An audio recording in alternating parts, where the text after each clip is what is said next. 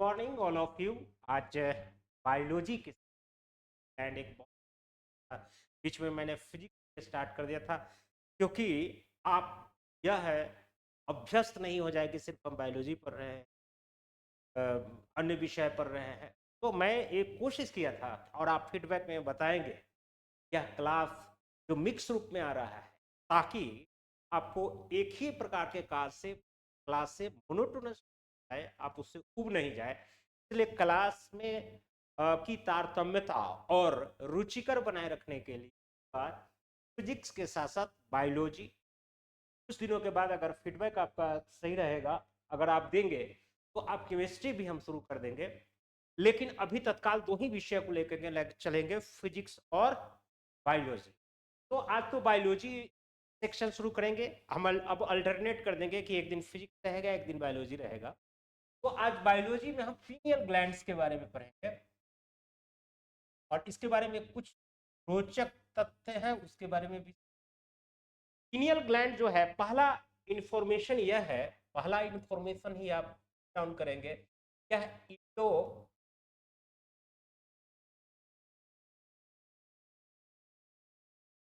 Gland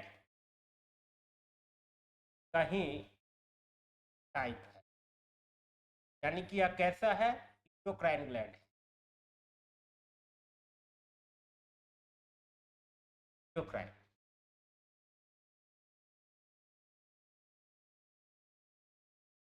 या इसी को अंतःस्रावी ग्रंथि,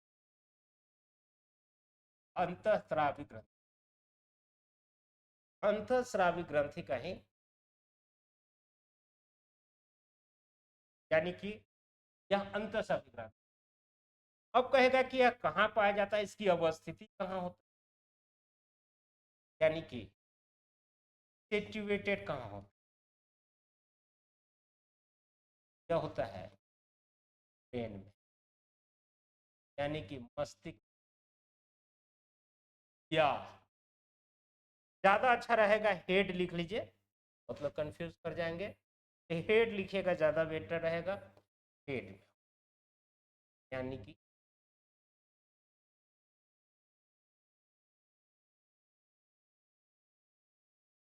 तीसरा फीचर लिखिएगा कि यह सबसे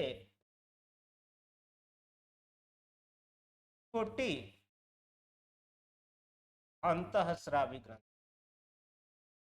अंतःस्रावी ग्रंथि, अंतःस्रावी ग्रंथि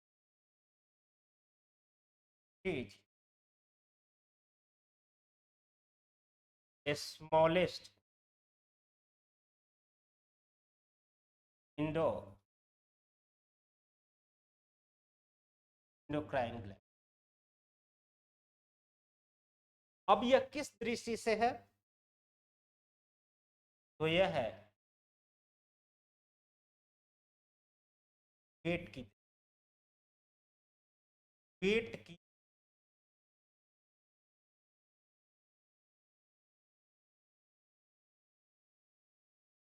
पेट की, यानी कि वेट की,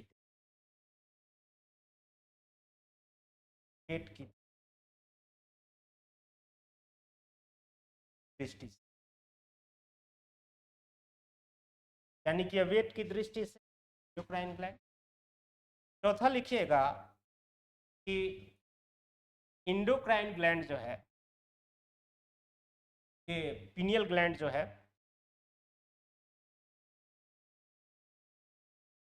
पीनियल ग्लैंड जो है, पीनियल ग्लैंड, पीनियल ग्रंथि, पीनियल ग्रंथि, पीनियल ग्रंथि जो है एक हार्मोन का सिक्रेट,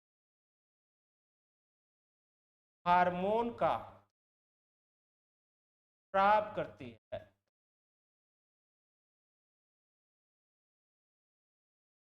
क्या कहते हैं, यहां पर लिखिएगा मेलाटोनिन, नीला, नीला, नीलाटोनिन ज्यादा अच्छा रहेगा, नीलाटोनिन।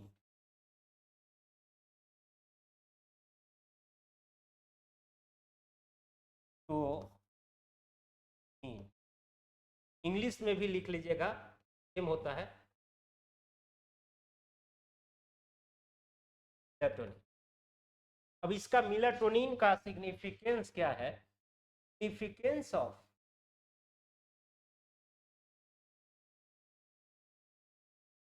significance of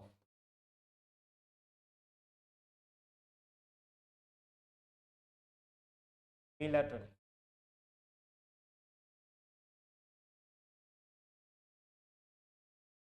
मेलाटोनिन क्या कहता है? इसी मेलाटोनिन को, अब सिग्निफिकेंस क्या है यानी कि इसका महत्व क्या है, इसके बारे में जान लीजिए। इसका बहुत महत्व है, यहां से प्रश्न आते हैं। इसी इसी हार्मोन को, एक प्रकार का यह क्या है, it's melatonin is a melatonin is a type of hormone। This hormone या that hormone is called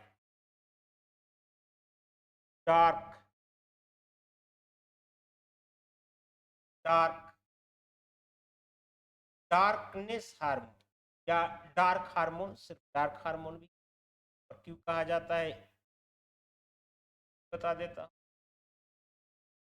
dark hormone का, डार्क हार्मोन यानी कि अंधेरे वाली हार्मोन कहा जाता है मेलाटोनिन। और क्यों कहा जाता है? व्हाई?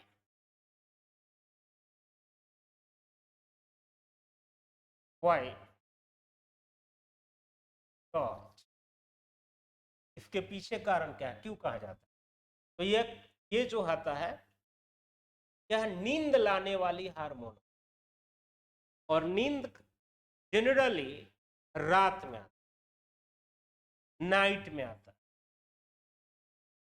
और इसी के कारण इसे डार्क हार्मोन, और इसी के कारण, इसी मेलाटोनिन के कारण अच्छी नींद आती, नींद आती, नींद आती।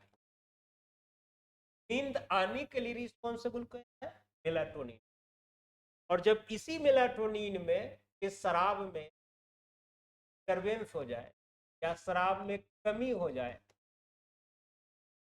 तो इंसोमेनिया,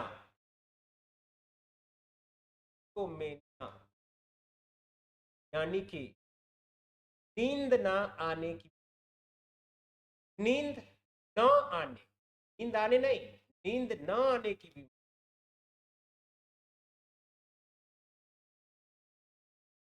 एक चीज और बताते हैं, इसे बहुत सारे प्रश्न निकलेंगे, उस सारे प्रश्नों का उत्तर मिलते जा रहा है। अब नींद ना आने की बीमारी के कारण इसे क्या कहा जाता है? नींद नहीं आएगा। और पीनियल बॉडी ग्लैंड से निकलने वाला मेलाटोनिन, आप जानते हैं कि ब्रेन, जो ब्रेन का जो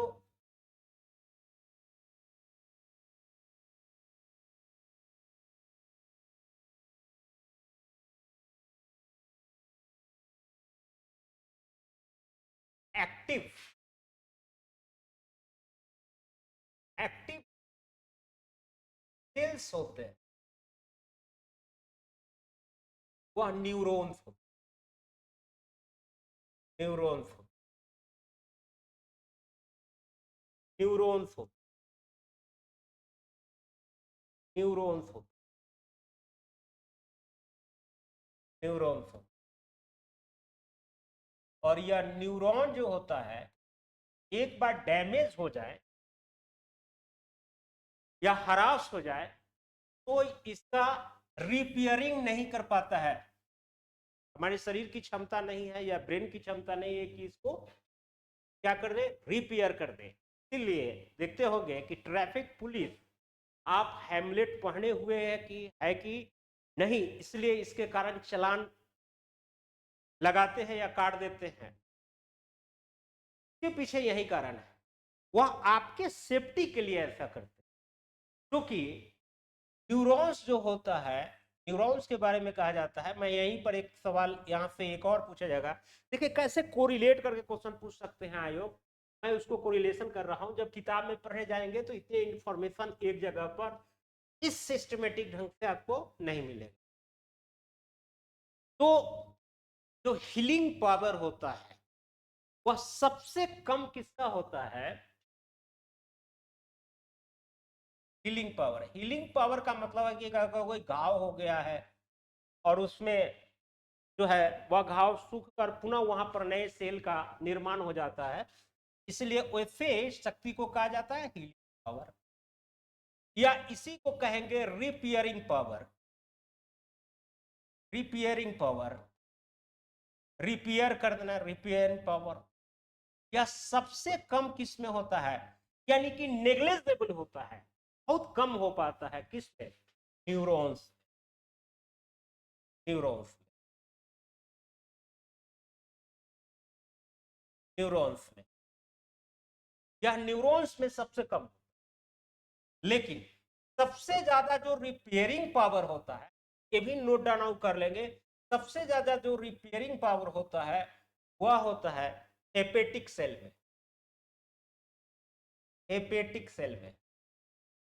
और ये हेपेटिक सेल कहां पाया जाता है? आपको पढ़ाया भी था जब मैं डाइजेस्टिव सिस्टम पढ़ा रहा था, तो वहां मैं हल्का सा चर्चा किया था। हेपेटिक सेल जो पाया जाता है वह हार्ट में, और ये हार्ट में पाए जाते हैं, हृदय में पाए। ये सारी की सारी, सॉरी हार्ट में नहीं, लीवर में पाए जाते हैं।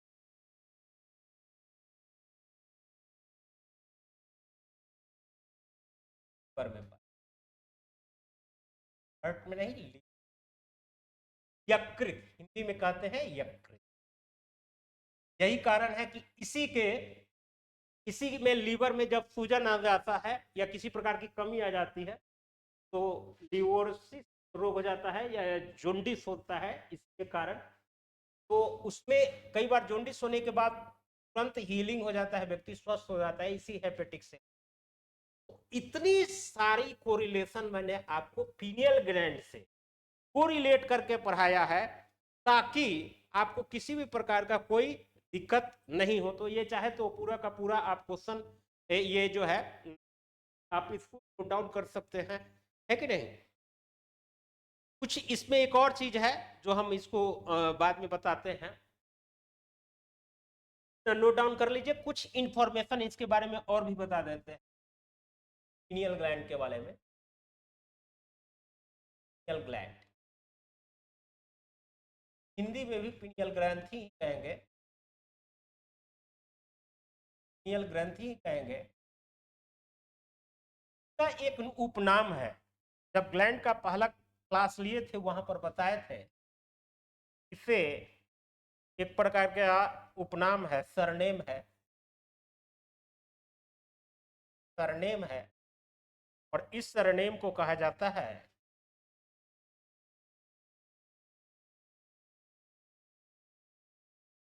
बायोलॉजिकल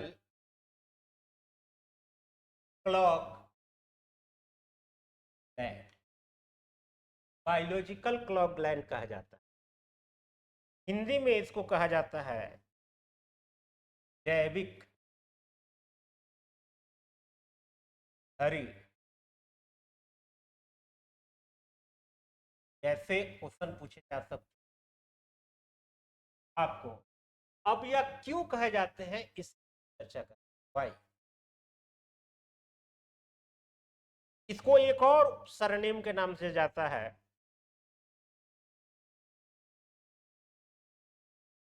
थर्ड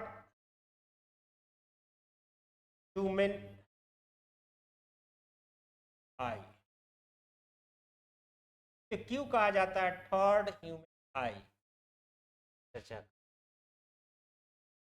तो ये दो चीज का सरनेम के रूप में कहा जाता है, ये जानने का प्रयास। तो बायोलॉजिकल क्लॉक ग्लैंड क्यों कहा जाता है, इसके पीछे कुछ हिस्ट्री और क्रोनोलॉजी में चलता है। जो पुराने जमाने के लोग हुआ करते। तो संगीत काल, जब संगीत का, म्यूजिक, भारतीय शास्त्रीय संगीत का जन्म हुआ, या कर्नाटक संगीत का जन्म हुआ, या मल्हार के जन्म हुए, आर्ट एंड म्यूजिक पढ़ना है। तो आर्ट और म्यूजिक क्यों पढ़ा रहे हैं, तो सर इससे कोरिलेट करके बताता हूं। तो उस संगीत के पहर के आधार पर, हर संगीत का, कर्नाटक संगीत में या हिंदुस्तानी शास्त्रीय संगीत में, उस पहर के आधार पर अलग अलग रागों का प्रालाप होता था। और वह जो पहर होता था म्यूजिक का, वह संगीत के पहर पर 8 पहर में बांटा गया। एक प्रश्न यहीं से आ जाएगा, पहर की दृष्टि से पहले जो कितने टाइम जोन्स के रूप में बांटे हुए थे, अपने 24 घंटों को 8 पहर में बांटा। कितने पहर में बांटा हुआ था? 8 पहर। तो जब 24 घंटा का पूरा दिन होता है, यानी कि 8 पहर इज इक्वल टू 24 घंटा, तो मैथमेटिकल इक्वेशन से निकल जाएगा एक पहर इज इक्वल टू, देगा ना भाई? कैसे निकलेगा? तो आपको बता देते हैं, एक पहर 24/8, और ये कितने कट जाएगा? कैसे कट जाता था? एक पहर इज इक्वल टू कितना हो जाएगा? अब सवाल उत्पन्न होता है कि इस 8 पहर में, 8 पहर जो था वह पूरा कालखंड को बांटा गया। ये 8 पहर, पहले तो घड़ी नहीं थी। पहले क्या थी? घड़ी नहीं थी। घड़ी का आविष्कार बहुत बाद में जाकर हुआ है। तो ये घड़ी नहीं होने, और घड़ी भी थी भी, अगर बाद में घड़ी भी आया, तो आम आदमी तक घड़ी नहीं थी। तो आम आदमी कैसे अपने समय का अंदाज लगा? जैसे मैं एक कहानी कहता हूं कि मेरे ग्रैंडफादर जो थे, यानी कि दादाजी, तो वह बिल्कुल ही 3 और 4 बजे मुहूर्त में, जिसको ब्रह्म मुहूर्त कहा जाता था, उड़ जाते थे।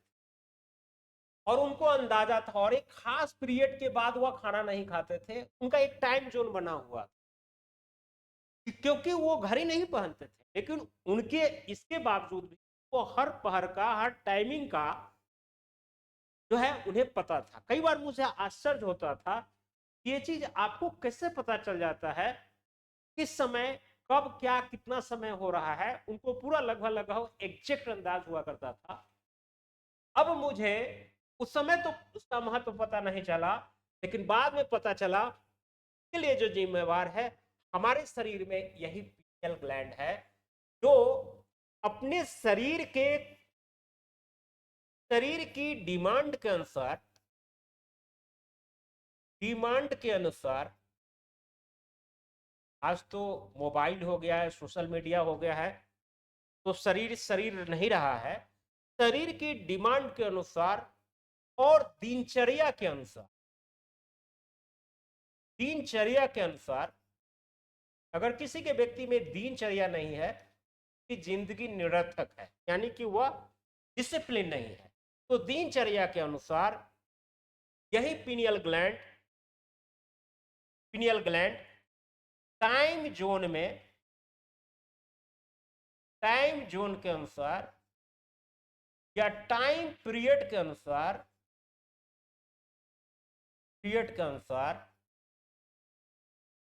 एक्टिव या अनएक्टिव रूप में बिहेव करती, अनएक्टिव रूप में बिहेव करती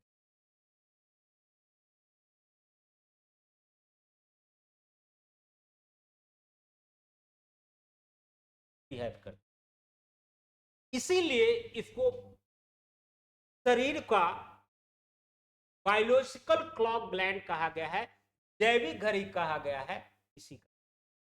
तो अब आपको समझ में आ गया। और यह थर्ड ह्यूमन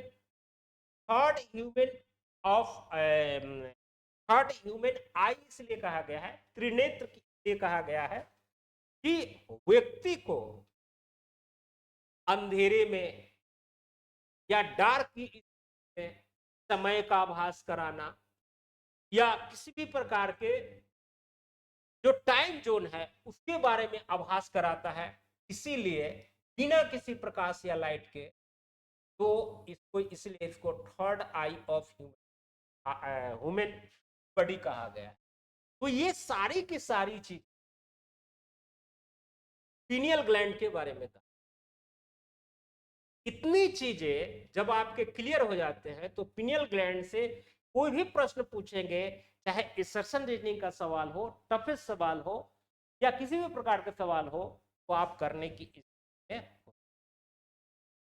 अब इसी से मिलता जुलता एक वर्ड आएगा जहां पर कंफ्यूजन,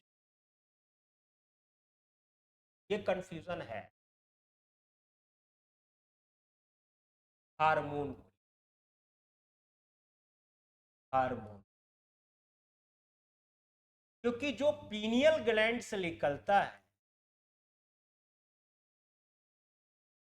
पीनियल ग्लैंड से जो निकलता है हार्मोन, वो कहा जाता है, तुरंत बताए हैं, तो कहा जाता है मेलाटोनिन।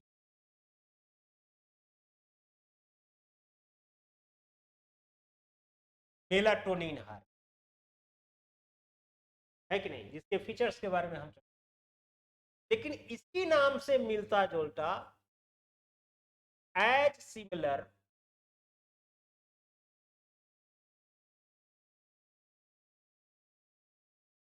एज सिमिलर या हियरिंग में लगता है, सुनने में लगता है, लेकिन यह है नहीं। सुनने में तो लगता है लेकिन यह है सिमिलर, सिमिलर नहीं है, सिमिलर नहीं है या सिमिलर नहीं है, और इसका नाम है मेलानिन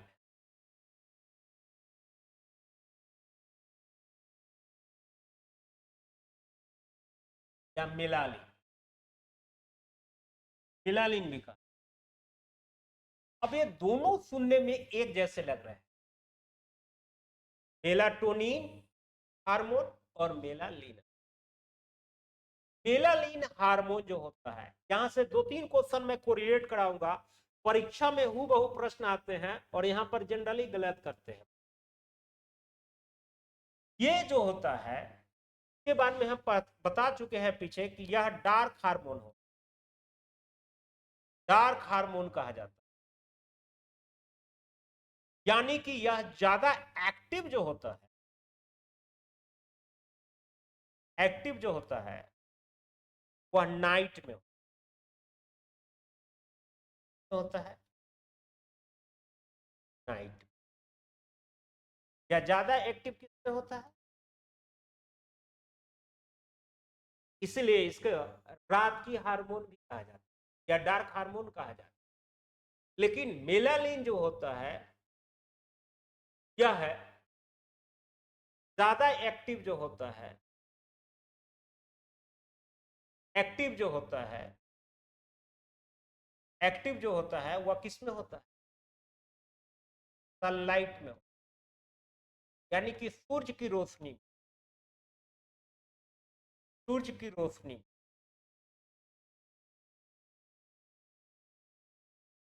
हम कह सकते हैं मेलानिन, मेलानिन यह जो सिक्रेशन हो,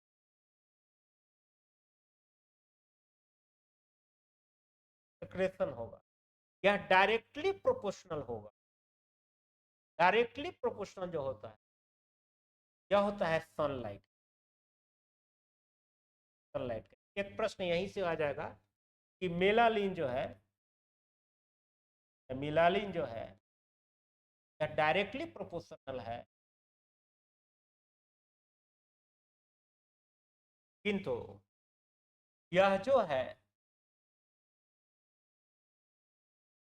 नाइट का, यानी कि रात, नाइट का directly proportional,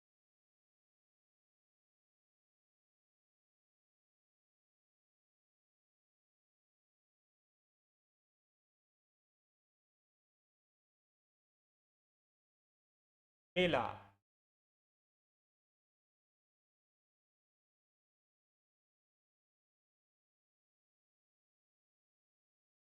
melatonin, melanin, MELATONIN, melatonin, melatonin Hindi में भी देखते जाइएगा। तो यह मेलाटोनिन जो होता है, मेलाटोनिन जो है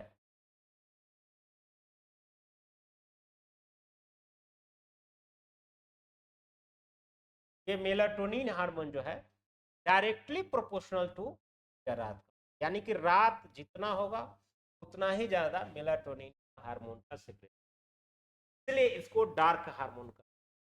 और इसका सिक्रेशन किसके माध्यम से, इसीलिए पुरानी गाने जो बनी थी इसी मेलानिन के आधार पर गाई गई हो। रूप में निकला कनो, निकला न करो रूप की रानी, तेरा रंग गोरा न पर जाए। इसके पीछे हुए होता है कि जैसे जैसे आप डे में निकलिएगा, धूप में जितना उतना ही है काला संभावना। इसलिए कई बार लोग टेनिन जो है करा लेते हैं, टेनिन पहन के, ताकि जो है उन्हें धूप से। तो ये सारे के सारे प्रश्न जो व्यवहारिक प्रश्न पूछे जा सकते थे इस ग्लैंड के माध्यम से हमने आपको करा दिया है। अब आपसे दो चीज बताऊंगा, दो बातें बता, क्वेश्चन पूछता हूं।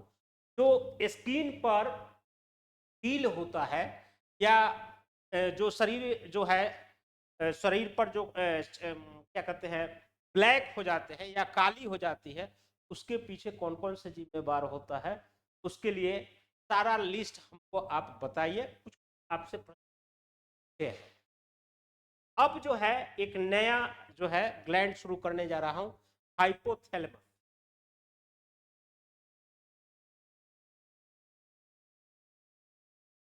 फोर्थ हो,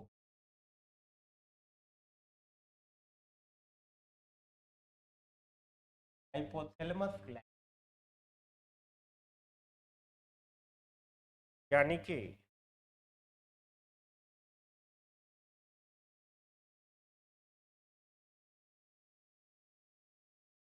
hypothalamus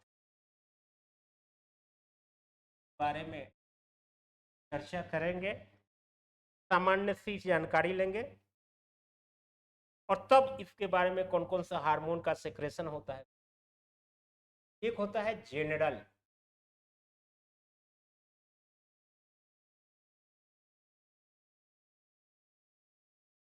general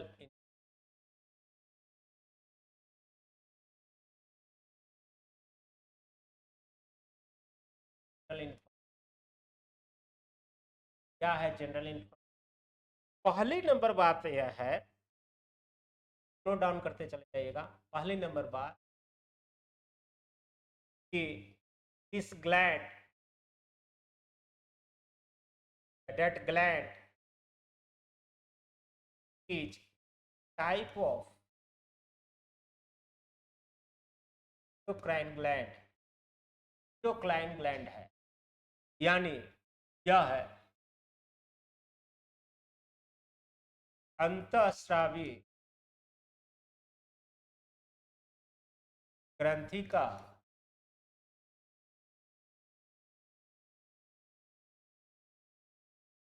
number two,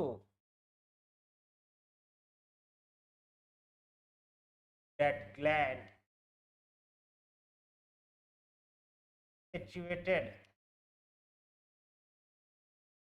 situated on head, head, यह है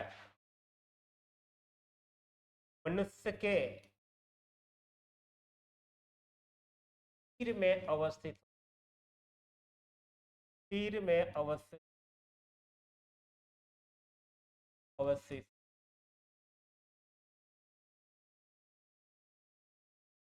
तीसरा फीचर लिखेगा, that gland work as a gland and also work as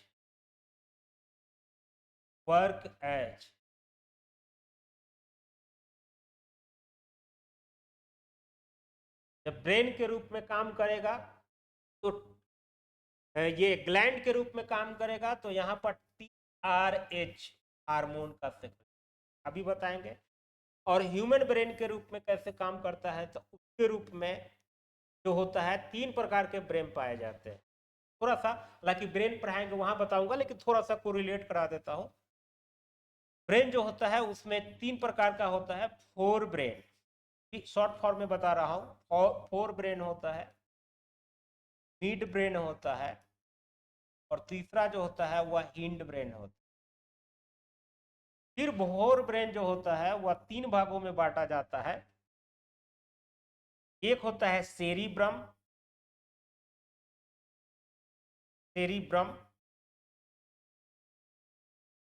दूसरा होता है यही हाइपोथैलेमस,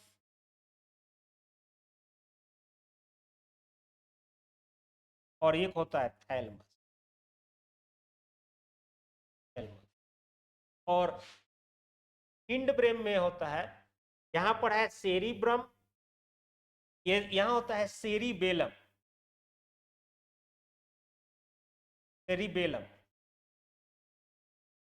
और यहां पर होता है, पहला सेरिबेलम होता है, दूसरा होता है मॉडुलस ऑब्लोगेंटा होता है। ब्रेन में और डिटेल पढ़ाऊंगा मैं। और एक होता है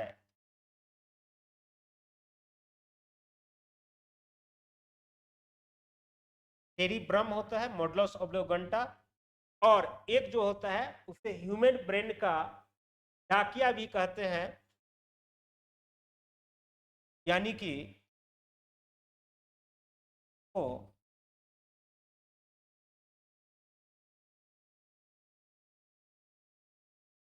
डाकिया, यानी कि वो सेरिब्रम, मेडुलस ऑब्लोगेंटा, और एक होता है आपका पीछे होता है हिंड ब्रेन के पास होता है, जिसे ह्यूमन ब्रेन का से डाकिया भी कहा गया है कि नहीं?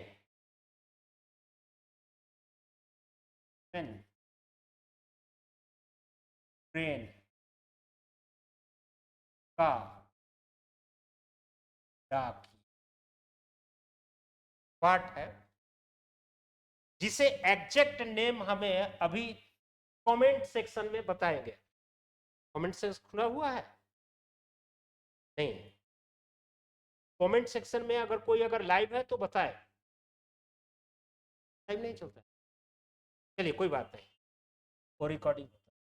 तो ये बताना है आपको सेरिबेलम, मॉडुलस ऑब्लोगेंटा, और और क्या होता है, तो इतना हिंट दे रहे हैं, आप कमेंट सेक्शन में जरूर बताएंगे वह कौन सा पाया जाता है कि नहीं? पीछे होता है, मॉडुलस ऑब्लोगेंटा के आसपास होता है कि नहीं? ये कमेंट सेक्शन में हमें बताएंगे, और ये ब्रेन में भी हम पढ़ाएंगे। कमेंट कमेंट करना है, एक प्रकार का आपका होमवर्क। चलिए, इससे ऐसे हमको ऐसे लेना देना कुछ है भी नहीं, क्योंकि ह्यूमन ब्रेन में वो करना था। हम आपको बता रहे थे कि इतनी चीजें आपको हाइपोथैलेमस के बारे में जानना है। और फोर्थ जो होता है, फोर्थ होगा हाइपोथैलेमस के बारे में,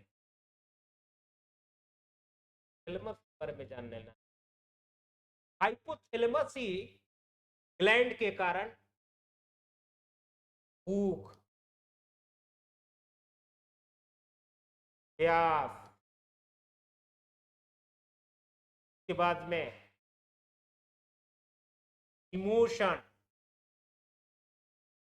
इमोशन इसमें प्यार हो सकता है, नफरत हो सकता है, घृणा हो सकता है,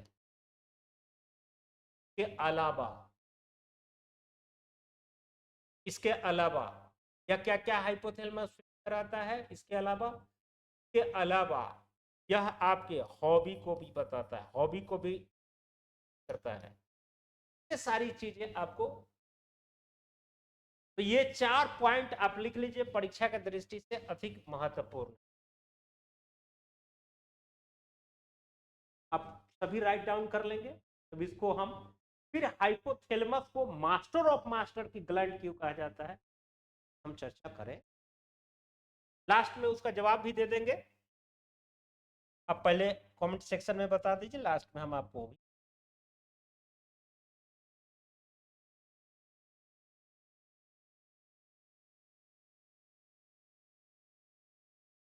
चलिए अब हम आते हैं कि हाइपोथैलेमस को मास्टर ऑफ मास्टर ग्लैंड क्यों।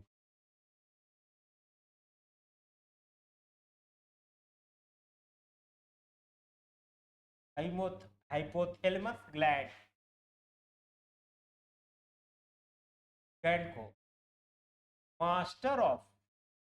मास्टर ग्लैंड कहते हैं पिट्यूटरी ग्लैंड को, लेकिन मास्टर ऑफ मास्टर ग्लैंड को कहा जाता है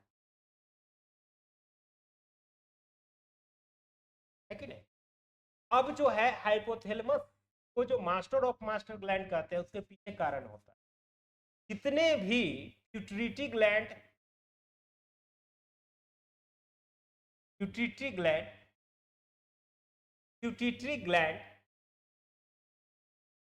यानी कि पीयूष ग्रंथि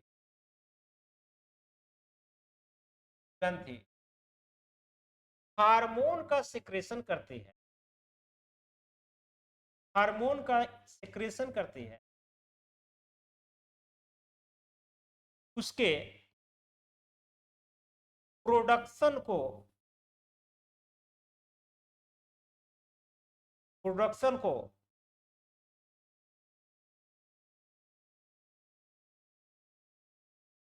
को यानी कि करने के लिए, यानी कि प्रोडक्शन करने के लिए,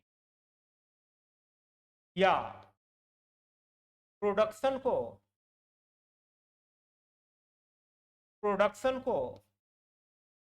बंद करने के लिए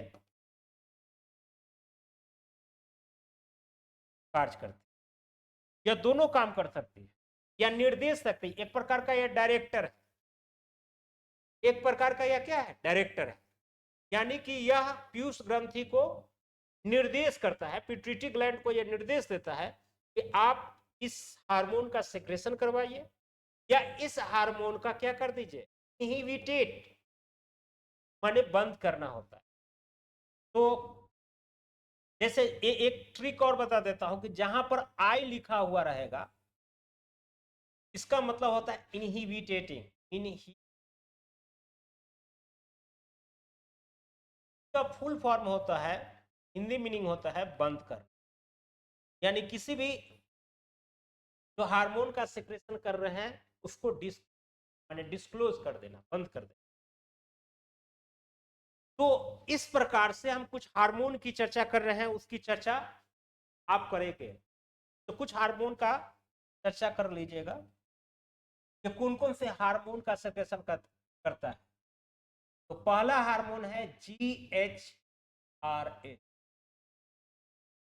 और इस साथ लिखते जाएगा GIRH, GHRH लिखिएगा, पहले लिखिएगा, इसका फुल फॉर्म होता है growth hormone releasing hormone, growth hormone releasing hormone. इतना लिखने का जरूरत नहीं है, सिर्फ आप शॉर्ट फॉर्म भी याद रख सके। इसका फुल फॉर्म होता है ग्रोथ हार्मोन रिलीजिंग हार्मोन, और इसका होगा ग्रोथ इनहिबिटिंग रिलीजिंग हार्मोन। इनहिबिटेटिंग पीछे बताया है, इस इनहिबिटेटिंग का मतलब होता है, का मतलब होता है बंद करना, क्लोज कर देना, क्लोज कर देना, समझे। और यह जहां H रहेगा इसका मतलब यह ग्रोथ हार्मोन रिलीजिंग हार्मोन, यहां R का मतलब क्या होता है, रिलीज करना। या इससे ये भी पढ़ सकते हैं जहां आई नहीं रहे, जहां आई नहीं रहे, ज्यादा दिमाग नहीं, जहां आई नहीं रहे समझ जाना कि यह रिलीज कर रहा है, यानी कि प्रोडक्शन।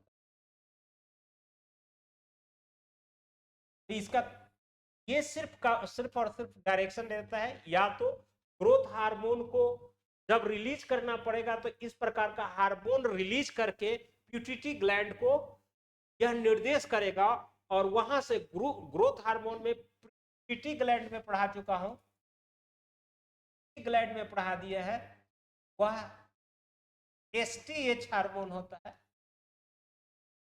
सोमेट्रोसिन हार्मोन जो होता है, जो उसको एसटीएच हार्मोन कहते हैं, उसको रिलीजिंग करने, तो वो आप पीछे पढ़ा चुका हूं। तो इसको या तो प्रोडक्शन कराने के लिए निर्देश देगा, या फिर इसको इनहिबिटेटिंग यानी कि बंद करने के लिए निर्देश रहेगा। तो GHRH और GTRH यह दोनों हार्मोन किसको कौन सा रिलीज करेगा, एक ही साथ में आप पढ़ लीजिएगा, चीजें आसान होती जाएगी, कोरिलेट कर लीजिएगा। तो यह रहेगा हाइपोथैलेमस। दूसरा हार्मोन लिख लीजिएगा, को नोट डाउन कर लीजिए और दूसरा लिखिए। दूसरा लिखिए GHRH हो गया, GHIH हो गया, उसके बाद होता है PRH हार, उसी तरह से यहां हो जाएगा PIH। अब हम ये चीजें बता चुका हूं पिट्यूटरी ग्लैंड में, आप सोच कर बताइए PIH का मतलब क्या होगा और PRH का मतलब क्या होगा। पी से थोड़ा सा दिमाग लिखाइए, पीछे बता चुका हूं प्रोलेक्टिन रिलीजिंग हार्मोन, प्रोलेक्टिन से बता चुका है कि प्रोलेक्टिन का क्या फंक्शन होता है। प्रोलेक्टिन एक प्रकार का हार्मोन है जो मिल्क के प्रोडक्शन से रिलेशन है, और यह आई का मतलब क्या है कि प्रोलेक्टिन हार्मोन को यह बंद करने के काम करेगा, और दोनों हार्मोन का कंट्रोल कौन करता है, हाइपोथैलेमस करता है। तो ये हो गया। तीसरा लिखेगा PRH, ये हो गया GnRH हार्मोन, GnRH हार्मोन और GnIH हार्मोन। ये होता है गोनेट्रोट्रोपिक रिलीजिंग हार्मोन। GnRH का मतलब होता है गोनेट्रोट्रोपिक रिलीजिंग हार्मोन और गोनेट्रोट्रोपिक इनहिबिटेटिंग हार्मोन। अब इतने टफ आप आपके लिए टफ होगा, लेकिन जब आप करेंगे तो चीजें बहुत आसान हो जाएगा। तो गोनेट्रोटॉपिक, गोनेट्रो में आगे हम पढ़ा चुके हैं कि सेक्सुअल रिप्रोडक्शन के लिए जो रिस्पॉन्सिबल हार्मोन होते हैं, चाहे वो मेल में हो या फिर फीमेल में हो, और ये इसका पूरा मैं डिटेल्स प्यूबिटी ग्लैंड में पढ़ा चुका हूं, तो उनको रिलीज करने के लिए और या उससे रिलेटेड जो भी हार्मोन है उनको रिलीज कराने के लिए, या फिर उस जो है हार्मोन को इनहिबिटेट यानी कि बंद करने के लिए, यह हार्मोन जो है रिस्पॉन्सिबल होता है। इसका सेक्रेशन कहां से होगा, हाइपोथैलेमस से। तो जहां रिलीजिंग होगा वहां आर, जहां बंद करना होगा आई। अब हमको लगा, समझ में आ रहा था कि अब जो है पहले आप पढ़ते थे तो ये चीजें इतना आपको रिलेट नहीं कर पाते थे, यानी कि ये चीजें की सारी चीजें जो है आप इसको सही नहीं कर पाते थे, लेकिन अब आपको चीजें सब कुछ आसान हो गया होगा। यानी कि इतना चीजें करने के बावजूद एक्स्ट्रा एक चीज याद रखना, वो है डोपामिन।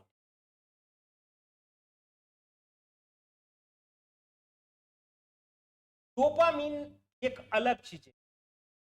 डोपामिन जो है इन सब के अलावा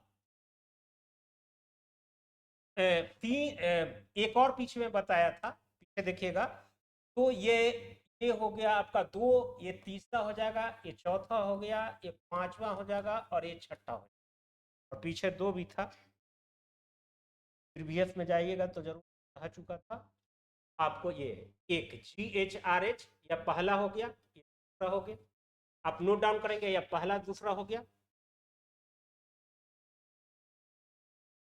और ये देखिएगा तीसरा चौथा पांचवा छठा और सातवां में लिखिएगा डोपामिन।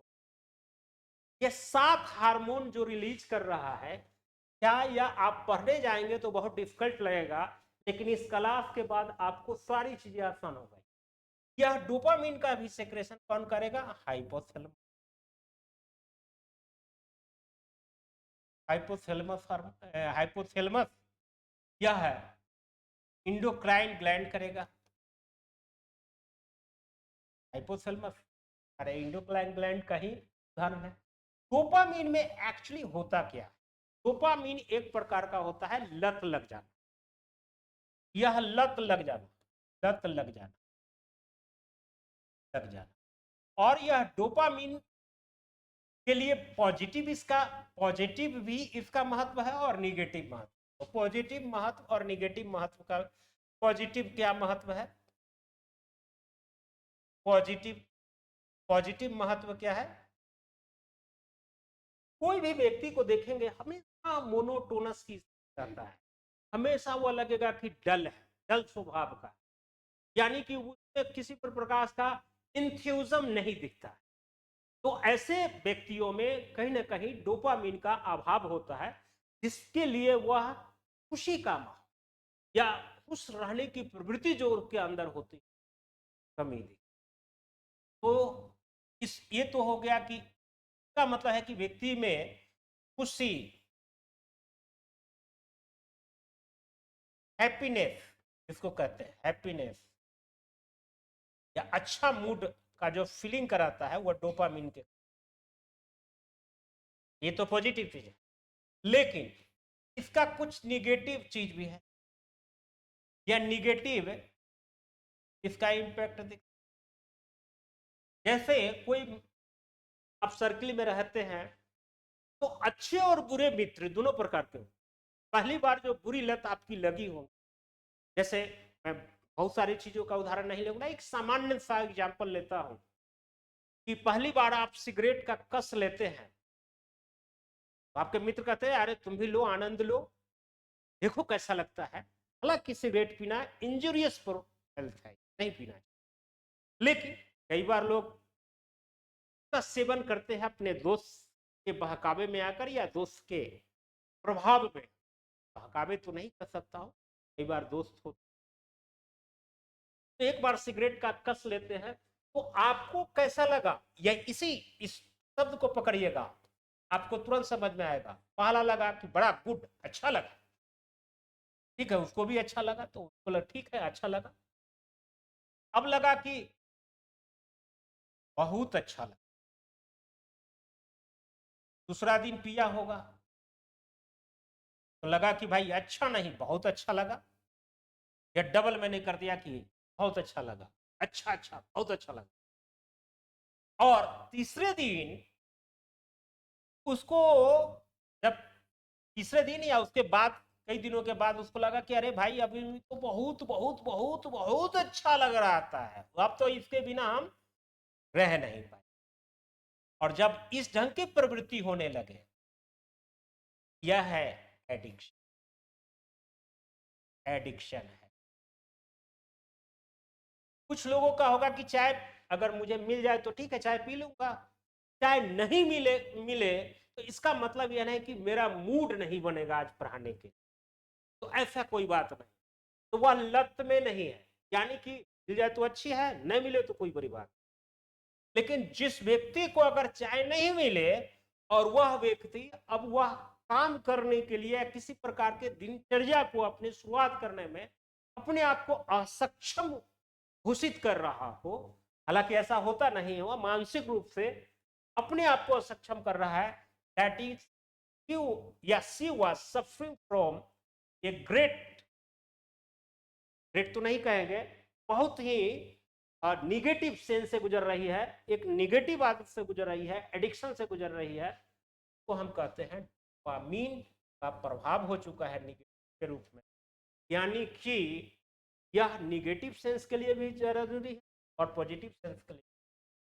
और जब यह एडिक्शन के लिए, यानी कि dopamine is also responsible for a addiction habit, यानी कि एडिक्शन हार्मोन, इट मींस, हम साधारण शब्दों में आपसे एग्जामिनर पूछेगा एडिक्शन,